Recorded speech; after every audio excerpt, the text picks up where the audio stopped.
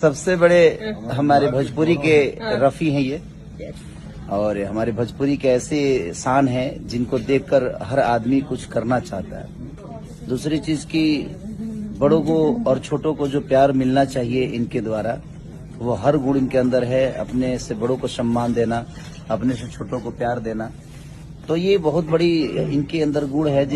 जो भी हो, दुनिया क्या चाहे बोलती है क्या नहीं बोलती है, हमने जो फेस किया है इनके सामने, जब भी सफर किया या कभी भी हम इनसे मिले तो हमें महसूस नहीं हुआ कि हम अपने बड़े भाई से नहीं मिल रहे।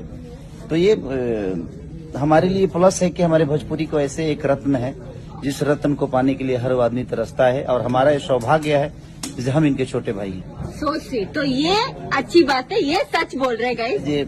जो भी हो, दुनिया क्या चाहे बोलती है क्या नहीं बोलती है, हमने जो फेस किया है इनके सामने, जब भी सफर किया या कभी भी हम इनसे मिले तो हमें महसूस नहीं हुआ कि हम अपने बड़े भाई से नहीं मिल रहे।